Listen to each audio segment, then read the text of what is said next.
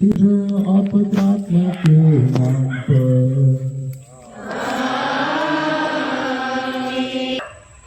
ओ देखिए कृष्ण की ज्योति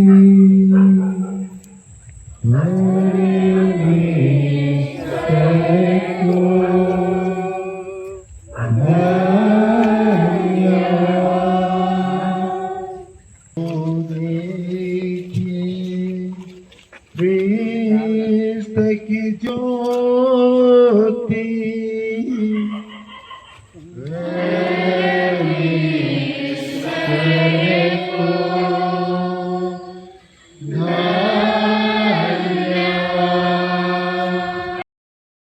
ओ देखिए कृष्ण की ज्योति परमेश्वर को धन्यवाद।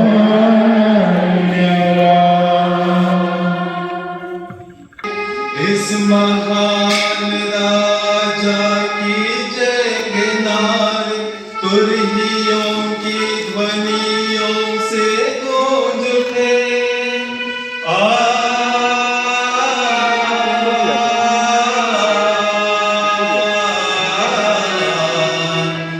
पहला पाठ का विषय है ईश्वर ने विश्व की सृष्टि की तथा मनुष्य को अपने प्रतिरूप तथा इस सृष्टि का राजा बनाया। ईश्वर ने कहा प्रकाश हो जाए और प्रकाश हो गया। ईश्वर को प्रकाश अच्छा लगा और उसने प्रकाश और अंधकार को अलग कर दिया। ईश्वर ने प्रकाश का नाम दिन रखा और अंधकार का नाम रात। संध्या हुई और फिर भोर हुआ। यह पहला दिन था।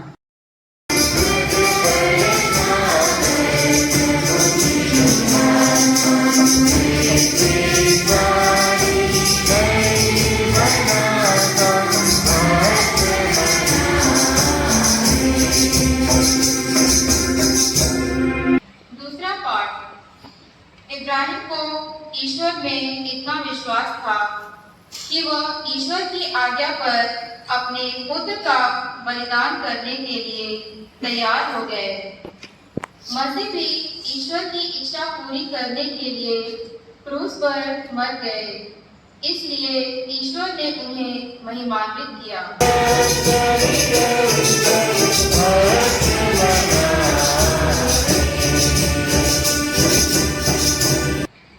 तब मैं फिरौन, उसकी सेना, उसके रथ और घुड़सवार सबको हराकर अपना सामर्थ्य प्रदर्शित करूंगा। और जब मैं फिरौन, उसकी सेना, उसके रथ और उसके घुड़सवार सबको हराकर अपना सामर्थ्य प्रदर्शित कर चुका होऊंगा, तब मिस्री जान जाएंगे कि मैं प्रभु हूँ।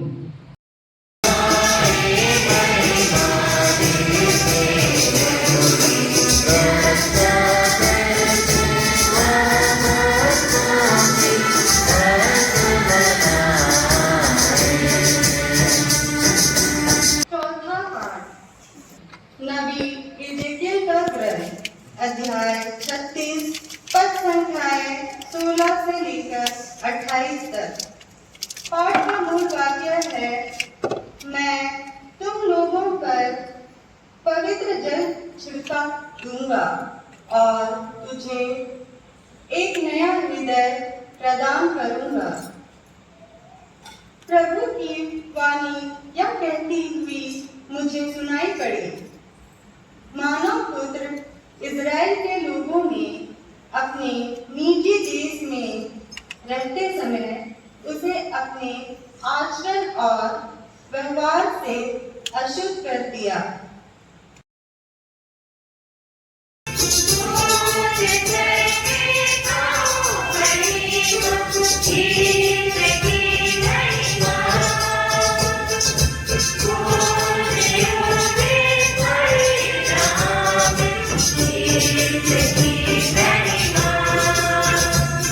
पांचवा पाठ रोमियो के नाम संत पौलुस का पत्र।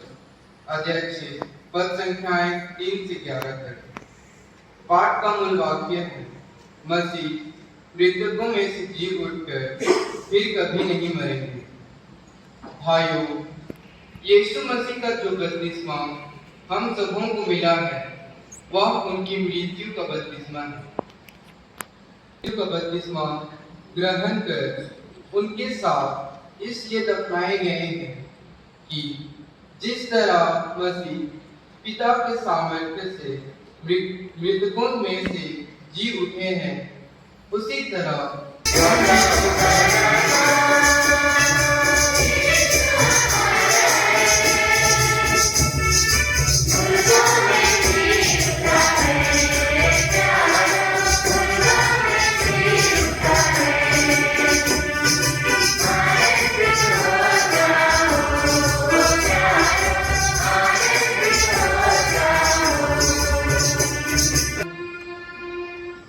प्रभु हम लोगों के साथ हो।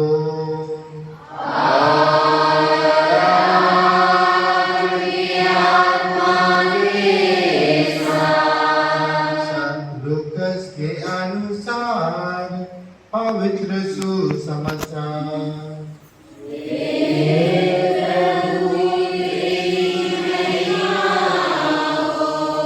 अध्याय 24 पद संख्या 1 से 12 तक। आप लोग जीवित को मृतकों में से क्यों ढूंढती है? सप्ताह के प्रथम दिन पांव फटते नारियां तैयार किए हुए सुगंधित द्रव्यों को लेकर कब्र के पास गई। उन्होंने पत्थर को कब्र से अलग लुढ़काया हुआ पाया, किंतु भीतर जाने पर उन्हें प्रभु यीशु का शव नहीं मिला। स्वर्गदूत ने स्त्रियों से कहा, डरिए नहीं, मैं जानता हूं कि आप लोग यीशु को ढूंढ रही हैं जो क्रूस पर चढ़ाए गए थे। वह यहाँ नहीं है, वह जी उठे हैं, जैसा कि उसने कहा। हाँ, लेकिन ईश्वर ने बनाया सब कुछ तो कैसा बनाया? अच्छा बनाया है कि नहीं? आप वो गाना जानते हैं, मोटा बनाया, जानते हैं? एक बार गाएंगे। यीशु है कैसा कुमार भैया, यीशु है कैसा कुमार, जोर से। यीशु है कैसा कुमार भैया, यीशु है कैसा कुमार। मोटा बनाया, पतला बनाया, मोटा बनाया, पतला बनाया, जैसा बनाया अच्छा बनाया, जैसा बनाया अच्छा बनाया। ओके, अब तो कुछ चेहरे पे मुस्कान दिखाई दे रही है, तो हम कह सकते हैं अब तो सबको जय यीशु, खुश खुश पास का पर्व। Yes, hallelujah, hallelujah. अब चेहरे में मुस्कान आई। Very good, praise the lord. पहले पाठ में तो हम लोगों ने ईश्वर के द्वारा संपूर्ण विश्व और मनुष्य की सृष्टि के बारे में सुना, और दूसरे पाठ में हमने क्या सुना? अब्राहम का बलिदान। अब्राहम के बुढ़ापे में उसका एकमात्र बेटा था, क्या नाम था उसका? इसहाक। और ईश्वर उनसे क्या कहता है अब्राहम से? इसको वहां पहाड़ में ले जाओ और कत्ल कर दो, इसका बलिदान कर दो। और अब्राहम पीछे हटा नहीं, वो ईश्वर की आज्ञा मान करके अपने बेटे को ले जा करके बलि चढ़ाने के लिए वो छुरा लेता है, लेकिन ईश्वर क्या कहता है? रुक जाओ। बेटे अपने इसहाक पर, अपने बेटे के ऊपर हाथ, एक ही संतान ईश्वर ने उनको बुढ़ापे में दिया, उसको भी मार डालने के लिए, उसका भी बलि चढ़ाने के लिए ईश्वर उसको कह रहा है। लेकिन अब्राहम पीछे नहीं हटा, और इस कारण से ईश्वर ने अब्राहम को क्या बनाया? विश्वासियों का पिता बनाया। ईश्वर हम सभी जो विश्वासी हैं, हम सभी का पिता बनाया ईश्वर ने अब्राहम को। पाठ में हम लोगों ने वही इस्राएली जनता का मिस्र देश की गुलामी से लाल सागर पार का पाठ हम लोगों ने सुना। और जब ईश्वर के आदेश पर मूसा ने लाल सागर के ऊपर डंडा मारा तो फिर लाल सागर इसी तरह दो भाग में वो बट गया और फिर इस्राएली सूखे पांव, आप लोगों ने गाना जो भी गाया, सूखे पांव वो लाल सागर पार कर गए। तो चौथे पाठ में हम लोगों ने क्या सुना कि इस्राएली ईश्वर की आज्ञा का उल्लंघन करने के कारण से उनको अन्य देशों में उनको बंदी बना दिए गए, वो दूसरे देशों में वो भटक गए थे। और फिर तो ईश्वर कहता है कि मैं ईश्वर हूं और मैं अपनी इस प्रजा को फिर से वापस लाऊंगा, अपनी प्रजा को अपने देश वापस लाता है और वो कहता है कि तुम मेरी प्रजा होगी और मैं तुम्हारा ईश्वर होऊंगा, मैं तुम्हें आशीष जल छिड़क दूंगा और तुम शुद्ध हो जाओगे।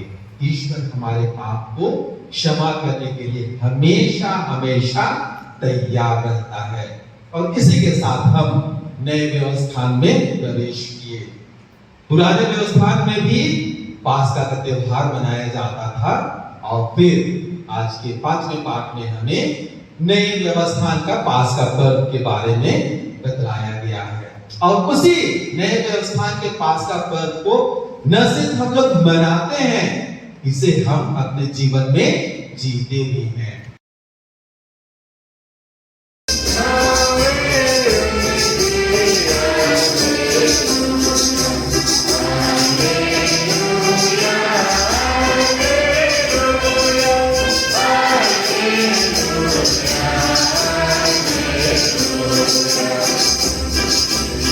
हमारे सभी क्रिस्तीय समुदाय के सब सदस्य आपने विश्वास द्वारा दैनिक जीवन में क्रिस्त के पुनरुत्थान का साक्षी बन सके। साथ ही साथ आप सब अपने अपने निवेदनों को भी याद कीजिए और प्रभु को मन चढ़ाइए।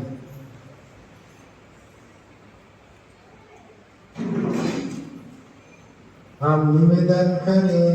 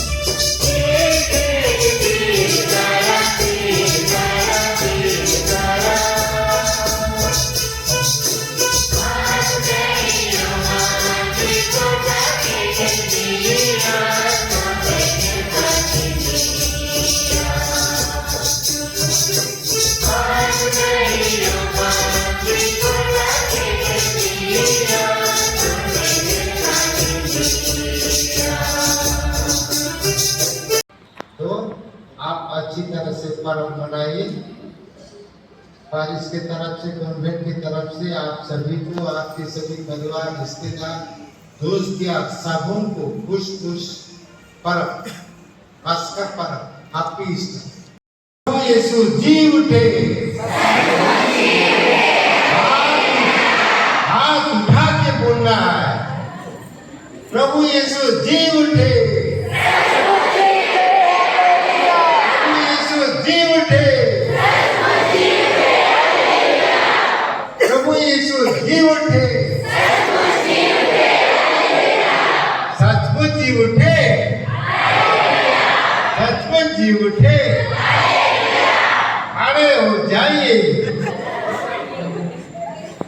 हमारे पास्का का मेमना अर्थात क्रिस्त बलि चढ़ाए जा चुके हैं, इसलिए हम शुद्धता और सच्चाई की बेखमी रोटी का पात बनाए। हालेलुया। सर्वशक्तिमान ईश्वर पिता और पुत्र और पवित्र आत्मा का आशीर्वाद आप लोगों पर उतरे और सदा बना रहे। आप लोग विदा लें, मिसा संपन्न हुआ। हालेलुया। हालेलुया।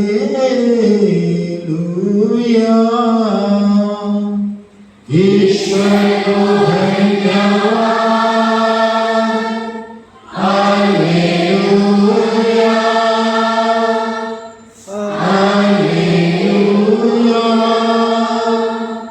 हालेलुया।